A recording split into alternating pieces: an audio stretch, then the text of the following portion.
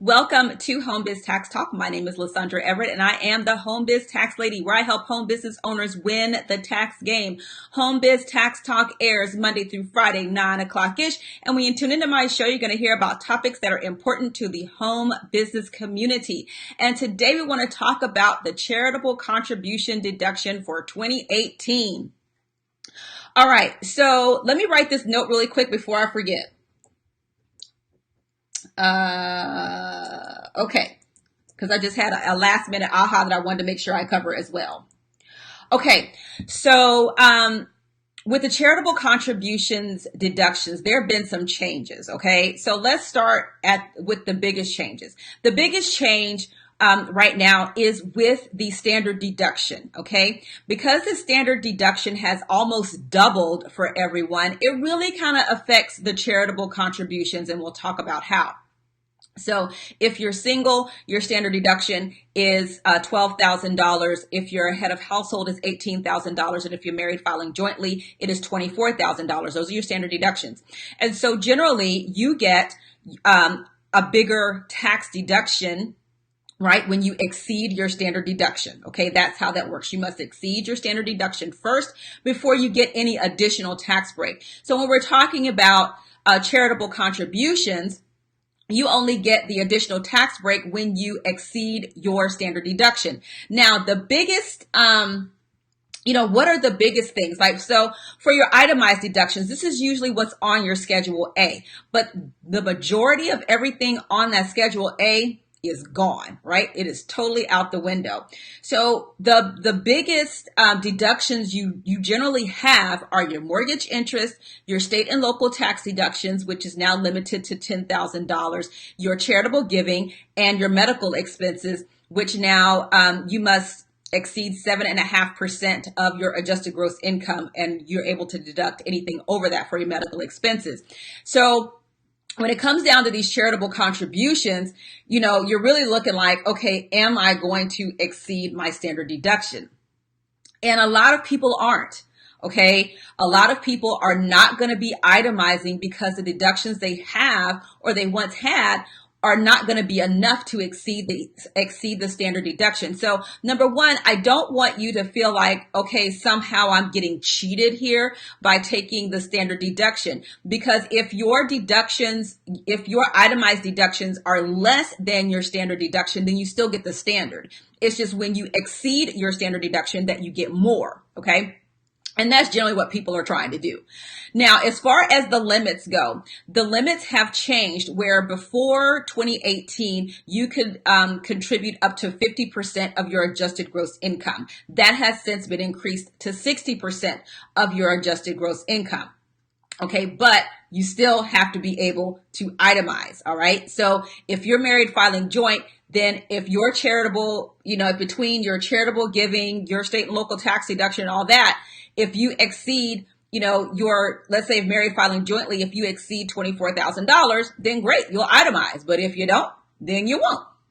But this is what has a lot of charitable organizations kind of shaking in their boots going, okay, wait a minute. So if people really don't get the benefit of the tax deduction, they may not donate to my charity anymore. And so, charitable organizations are really nervous about how they're going to keep the doors open, right? Because, basically they're going to find out if people are giving to really be giving, or if they're giving for a tax deduction. Because if you see those donations start to go down, then you know what's up. Okay. Okay. So let's talk about the donation part, period. All right. What needs to happen with these donations? So first of all, you need to make sure that you are giving to a qualified charitable organization, the 501c3 public charity, or a foundation. Okay. You cannot go and donate to your neighbor down the street, even though your neighbor might be having a tough time, but you can't give a donation to a person and then expect a tax deduction. That is not how it works. That's why, you have people partnering with organizations so that they can get those tax deductions. Okay. So So it has to be to a qualified organization. And then also you definitely got to keep the receipts. Now, the one thing that you got to know about this receipts, you as a taxpayer have to tell the tax professional what you donated and how much. Okay. It is not our job. Don't give us the receipt and say, okay, well, just give me something. No, that is not how that works. Because in the event of an audit, if somebody says, okay, it says that you gave this much, then you throw in the tax professional under the bus. That is a no-go at this station. You have to keep a list of what you donated and how much it was worth. Now, that how much it was worth part leads me to my next point. It's not what you paid for it. Because if you might have your way cool Michael Kors bag that you paid $400 for 5 years ago, but it's not worth $400 now. It's going to be depreciated. So it's what is the fair market value now. So if that $400 Michael Kors bag is not only worth $50, then you get to deduct $50, not the $400 that you paid for it. Okay. I want to tell you that. Now, I want to talk about for my business owners, because this is one of the things that you have to understand when it comes down to donating your products or services to an organization. So let's start with products. Okay, so your organization, period, if you're donating to an organization, it is not deducted as a business expense. It is carried to your Schedule A for charitable deductions. So if the only, I think the only business structure that actually has a charitable donation as a business expense is a C Corp. Might be an S Corp, but I do believe it's only a C Corp. But for our sole proprietors, for our single member LLCs, those things are carried over to your personal return to your Schedule A. It is not a business expense. And it is the amount that you paid for the product. Your wholesale price is not the market value. All right. So if you donate a brand new shampoo to a women's shelter, then it's what your wholesale price for that shampoo is, not what the market value is. So if you paid $20 for it and you normally would sell it for $40 and earn a profit, you only get to deduct that $20. Okay. So it's not a business expense. But even still, you still need to keep the receipts and all of that stuff as well to document that stuff. And that's the other thing, is really having the documentation. So when you give to an organization, if you donate cash to an organization, they're going to send you a letter that says, hey, thank you so much for X amount of contribution for the year. That's what you need to substantiate your claim. Or if you write checks, then, that having the canceled check, the copy that you get in your bank, because they don't send you that stuff in the mail anymore. I'm about to tell on myself right now, right? But they store those checks for you to make copies of that. That is your proof that you donated to that particular organization. But like I said, it has to be to an organization, not a particular person. And I think that is it about the charitable organizations, like your donations. Like I said, with the doubling of the standard deduction, there's going to be a lot fewer people who are itemizing their taxes with the state and local tax deduction limitation, with mortgage interest. It's going to be a lot fewer people that are itemizing. That's it. There's no two ways around that.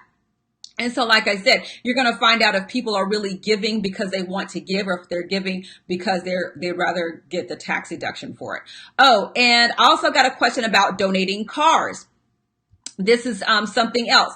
So when it comes down to donating a car, it really kind of depends on what the car is worth as to whether or not you should donate it versus, selling it yourself and donating the cash. Is really how much you're going to get for the car.